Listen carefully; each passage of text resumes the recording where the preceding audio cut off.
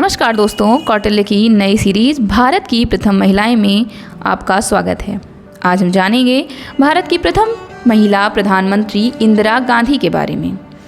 भारत की पहली महिला प्रधानमंत्री के रूप में पहचान रखने वाली इंदिरा गांधी का जीवन परिचय काफ़ी रोचक है। उनका इंदु से लेकर इंदिरा और फिर प्रधानमंत्री बनने तक का सफ़र न केवल प्रेरणादायी है बल्कि भारत में महिला सशक्तिकरण के इतिहास का महत्वपूर्ण अध्याय भी है। उन्होंने 1966 से लेकर 1977 तक और 1980 से लेकर अपनी मृत्यु तक देश के प्रधानमंत्री का पदभार संभाला था। इंदिरा का जन्म देश की स्वतंत्रता में योगदान देने वाले मोतीलाल नेहरू के परिवार में हुआ था। इंदिरा के पिता जवाहरलाल नेहरू एक सुशिक्षित वकील और भारतीय स्वतंत्रता आंदोलन में सक्रिय सदस्य थे।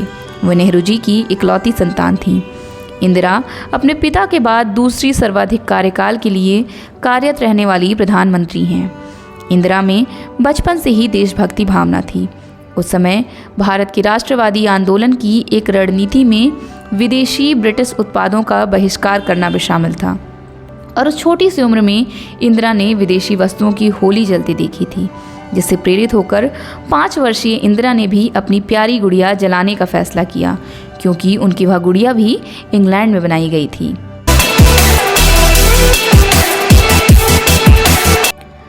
जब इंदिरा गांधी 12 वर्ष की थीं, तो उन्होंने कुछ बच्चों के साथ वानर सेना बनाई और उसका नेतृत्व किया। इसका नाम बंदर ब्रिगेड रखा गया था, जो कि बंदर सेना से प्रेरित था, जिसने महाकाव्य रामायण में भगवान राम की सहायता की थी। उन्होंने बच्चों के साथ मिलकर भारत की स्वतंत्रता के संघर्ष में महत्वपूर्ण भूमिका निभाई थी।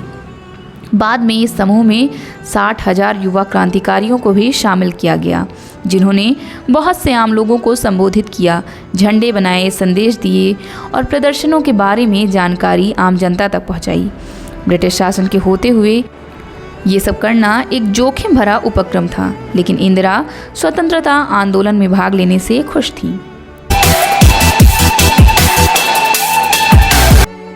इंदिरा ने पुणे विश्वविद्यालय से मैट्रिक पास कर दिया और पश्चिम बंगाल में शांति निकेतन से भी थोड़ी शिक्षा हासिल की।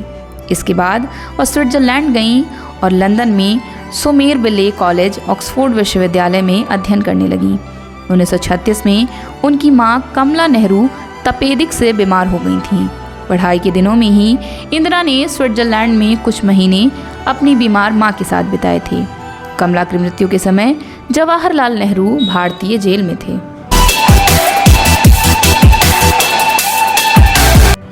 इंदिरा जब इंडियन नेशनल कांग्रेस की सदस्य बनी तो उनकी मुलाकात फिरोज गांधी से हुई।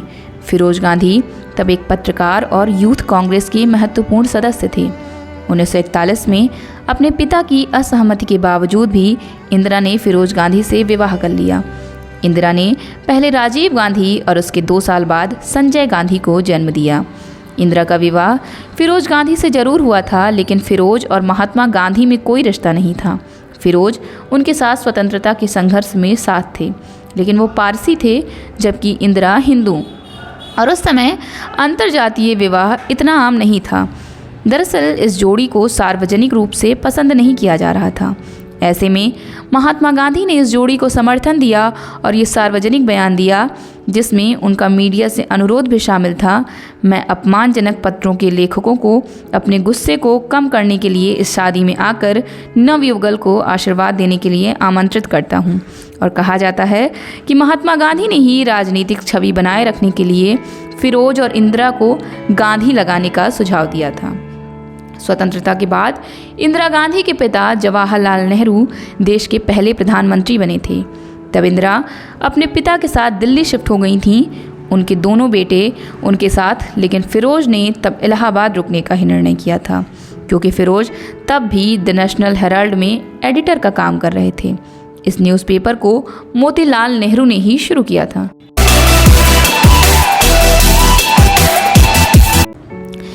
इंदिरा गांधी की बायोग्राफी में हमें लिखा हुआ मिलता है कि इंदिरा और फिरोज का रिश्ता काफ़ी अच्छा नहीं था। उनके मतभेद इतने बढ़ गए थे कि इंदिरा और फिरोज अलग रहने लग गए थे। यहाँ तक कि फिरोज एक मुस्लिम महिला के प्यार में भी पड़ गए थे। उस समय इंदिरा दूसरी बार गर्भवती थीं, लेकिन फिरोज के अंतिम समय में इंदिरा उनके काफ़ी नज़दीक थीं और दोनों का रिश्ता लड़ते झगड़ते गुजरा। उनके राजनीतिक मतभेद के बारे में अनेक जगहों एवं किताबों में लिखा हुआ मिलता है।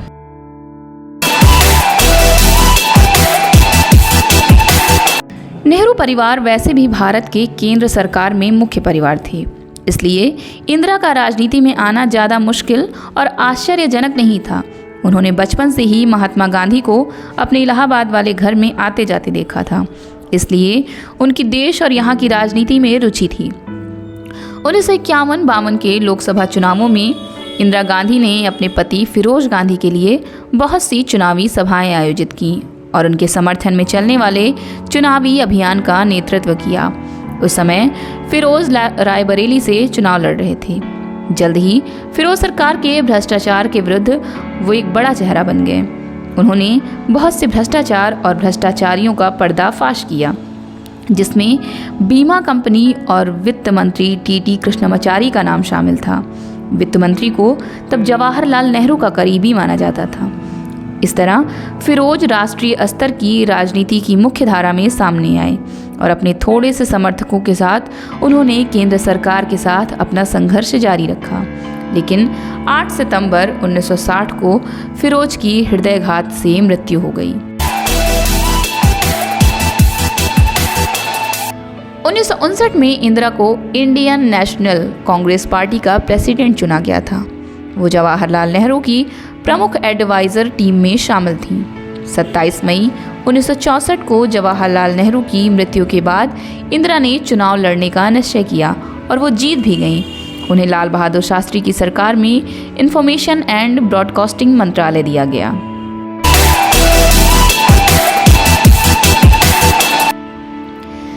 जनवरी 1966 को लाल बहादुर शास्त्री के ताशकंद में देहांत के बाद अंतरिम चुनावों में उन्होंने बहुमत से विजय हासिल की और प्रधानमंत्री का कार्यभार संभाला। प्रधानमंत्री के रूप में उनके कार्यकाल की सबसे उल्लेखनीय उपलब्धियां प्रिवी पर्स के उन्मूलन के लिए प्रिंसिपल राज्यों के पूर्व शासकों और 4 प्रीमियम तेल कंपनियों के साथ भारत के 14 सबसे बड़े बैंकों का 1969 में राष्ट्रीयकरण के प्रस्तावों को पास करवाना था। उन्होंने देश में खाद्य सामग्री को दूर करने में रचनात्मक कदम उठाए।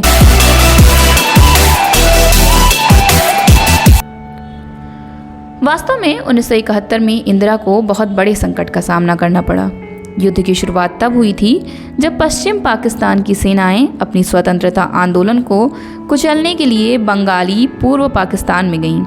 उन्होंने 31 मार्च को भयानक हिंसा के खिलाफ बात की, लेकिन प्रतिरोध जारी रहा और लाखों शरणार्थियों ने पड़ोसी देश भारत में प्रवेश करना शुरू कर दिया। इन शरणार्थियों की देखभाल में भारत में संसाधनों का संकट होने लगा। इस कारण देश के भीतर भी तनाव काफ़ी बढ़ गया।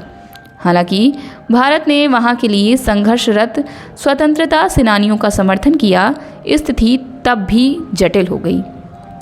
जब अमेरिका के राष्ट्रपति रिचर्ड निक्सन ने चाहा कि संयुक्त राज्य अमेरिका पाकिस्तान के पक्ष में खड़ा हो, जबकि इधर चीन पहले से ही पाकिस्तान को हथियार दे रहा था और भारत ने तब सोवियत संघ के साथ शांति, दोस्ती और सहयोग की संधि पर हस्ताक्षर किए थे। पश्चिमी पाकिस्तान की सेना ने पूर्वी पाकिस्तान में आम जन पर अत्याचार करने शुरू कर दिए, जिनमें हिंदुओं को मुख्य रूप से लक्षित किया गया। नतीजतन लगभग 10 मिलियन पूर्वी पाकिस्तानी नागरिक देश से भाग गए और भारत में शरण मांगी। भारी संख्या में शरणार्थी होने की स्थिति ने इंदिरा गांधी को पश्चिमी पाकिस्तान के खिलाफ आज़ामी लीग के स्वतंत्रता के संघर्ष को समर्थन देने के लिए प्रेरित किया। भारत ने सैन्य सहायता प्रदान की और पश्चिमी पाकिस्तान के खिलाफ लड़ने के लिए सैनिकों को भी भेजा। 3 दिसंबर को पाकिस्तान ने जब भारत के बेस पर बमबारी की, तब युद्ध शुरू हुआ। तब इंदिरा ने बांग्लादेश की स्वतंत्रता के महत्व को समझा और वहां के स्वतंत्रता सेनानियों को शरण देने एवं बांग्लादेश के निर्माण को समर्थन देने की घोषणा की। 9 दिसंबर को निक्सन ने यूएस के जलपोतों को भारत की तरफ रवाना करने का आदेश दिया, लेकिन 16 दिसंबर को पाकिस्तान ने आत्मसमर्पण कर दिया। अंततः 16 दिसंबर 1971 को ढाका में पश्चिमी पाकिस्तान बनाम पूर्वी पाकिस्तान का युद्ध समाप्त हुआ। पश्चिमी पाकिस्तानी सशस्त्र बल ने भारत के सामने आत्मसमर्पण के कागजों पर हस्ताक्षर किए, जिससे एक नए देश का जन्म हुआ जिसका नाम बांग्लादेश रखा गया। पाकिस्तान के खिलाफ 1971 के युद्ध में भारत की जीत ने इंदिरा गांधी की लोकप्रियता को एक चतुर राजनीतिक नेता के रूप में पहचान दिलाई। इस युद्ध में पाकिस्तान का घुटने टेकना न केवल बांग्लादेश और भारत के लिए बल्कि इंदिरा के लिए भी एक बड़ी जीत थी। इस कारण ही युद्ध की समाप्ति के बाद इंदिरा ने घोषणा की कि मैं ऐसे इंसान नहीं हूं जो किसी भी दबाव में काम करे, फिर चाहे कोई व्यक्ति हो या कोई देश।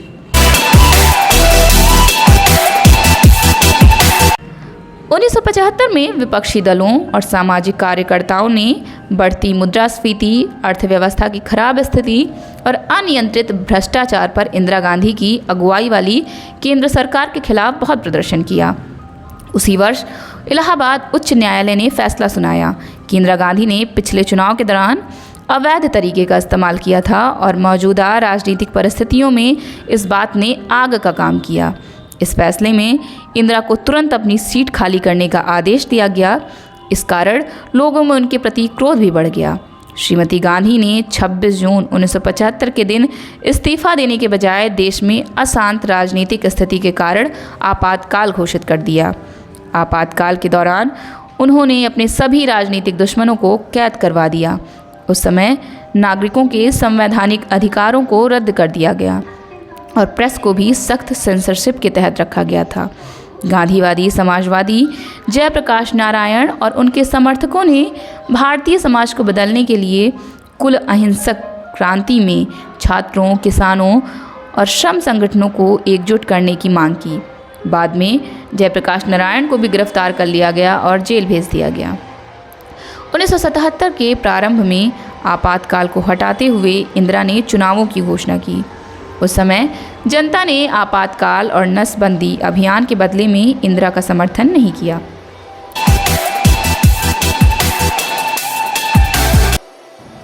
माना जाता है कि आपात स्थिति के दौरान उनके छोटे बेटे संजय गांधी ने देश को पूर्ण अधिकार के साथ चलाने की कोशिश की और झोपड़पट्टी के घरों को सख्ती से हटाने का आदेश दिया और एक बेहद अलोकप्रिय नसबंदी कार्यक्रम ने इंदिरा को विपक्ष में कर दिया था। लेकिन फिर भी 1977 में इंदिरा ने आत्मविश्वास से कहा कि उन्होंने विपक्ष को तोड़ दिया है। उन्होंने चुनाव की मांग की। मोरारजी देसाई और जयप्रकाश नारायण के नेतृत्व में उभरते जनता दल गठबंधन ने उन्हें हराया था। पिछली लोकसभा में 350 सीटों की तुलना में कांग्रेस केवल 153 लोकसभा सीटें जीतने में कामयाब रही।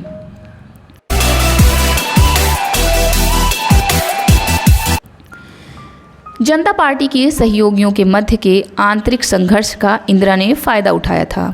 उस दौरान इंदिरा गांधी को संसद से निष्कासित करने के प्रयास में जनता पार्टी की सरकार ने उन्हें गिरफ्तार करने का आदेश दे दिया था। हालांकि उनकी ये रणनीति उन लोगों के लिए विनाशकारी सिद्ध रही और इससे इंदिरा गांधी को सहानुभूति मिली और आखिर में 1980 के चुनावों में कांग्रेस एक विशाल बहुमत के साथ सत्ता में लौट आई और इंदिरा गांधी एक बार फिर भारत के प्रधानमंत्री बन गईं। वास्तव में जनता पार्टी उस समय स्थिर अवस्था में नहीं थी, जिसका पूरा फायदा कांग्रेस और इंदिरा को मिला था। 1981 के सितंबर महीने में एक सिख आतंकवादी समूह खालिस्तान की मांग कर रहा था और इसी आतंकवादी समूह ने अमृतसर के स्वर्ण मंदिर परिसर में प्रवेश किया था। मंदिर परिसर में हजारों नागरिकों की उपस्थिति के बावजूद इंदिरा गांधी ने सेना को ऑपरेशन ब्लू स्टार करने के लिए पवित्र मंदिर में जाने का आदेश दे दिया। सेना ने टैंक और भारी तोपखाने का सहारा लिया। हालांकि सरकार ने इस तरह आतंकवादी खतरे को कम करने की बात की थी, लेकिन इससे कई निर्दोष नागरिकों का जीवन छिन गया। इस ऑपरेशन को भारतीय राजनीतिक इतिहास में एक अद्वितीय त्रासदी के रूप में देखा गया था। हमले के प्रभाव ने देश में सांप्रदायिक तनाव में वृद्धि की। कई सिखों ने विरोध में सशस्त्र और नागरिक प्रशासनिक कार्यालय से इस्तीफा तक दे दिया और कुछ ने अपने सरकारी पुरस्कार भी वापस लौटा दिए। इस पूरे घटनाक्रम से तात्कालिक परिस्थितियों में इंदिरा गांधी की राजनीतिक छवि खराब भी हो गई थी।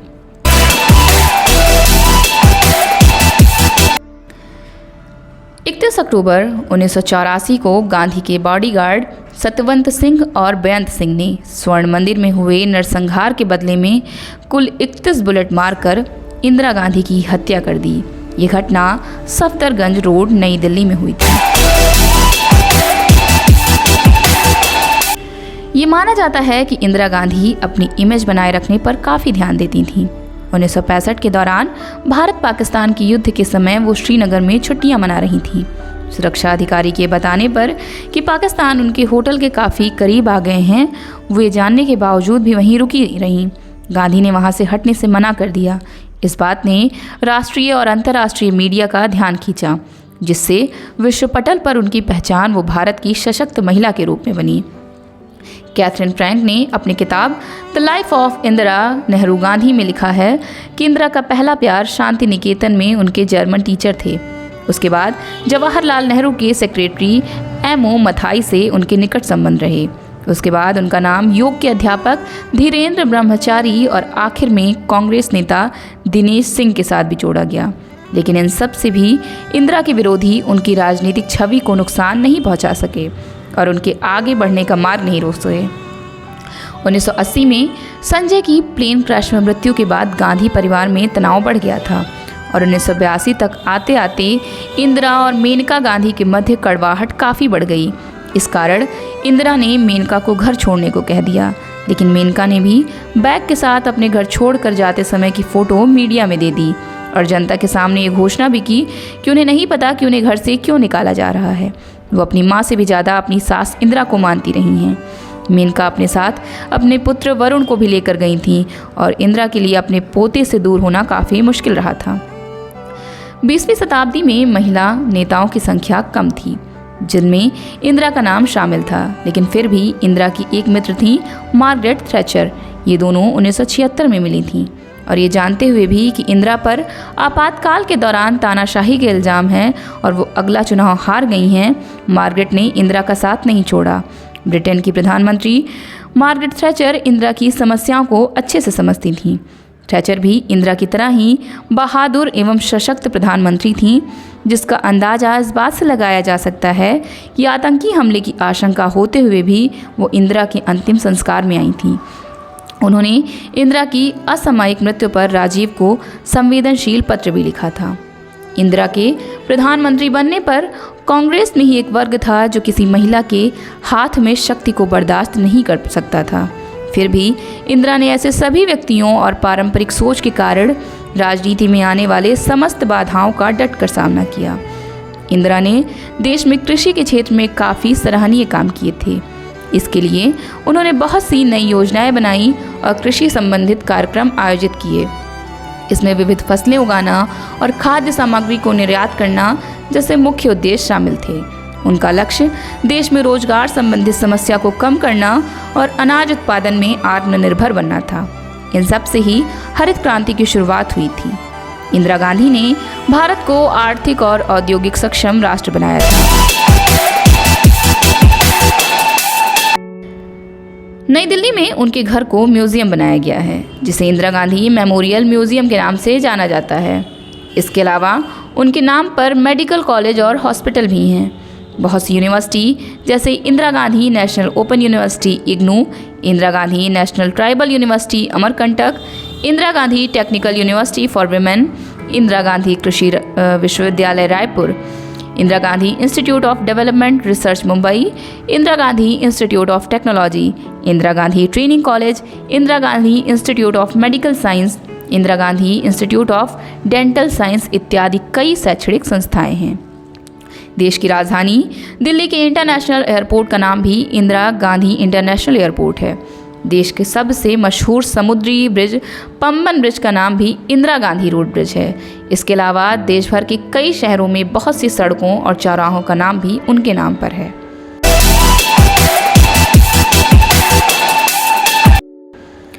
इंदिरा गांधी को 1971 में भारत रत्न से सम्मानित किया गया था।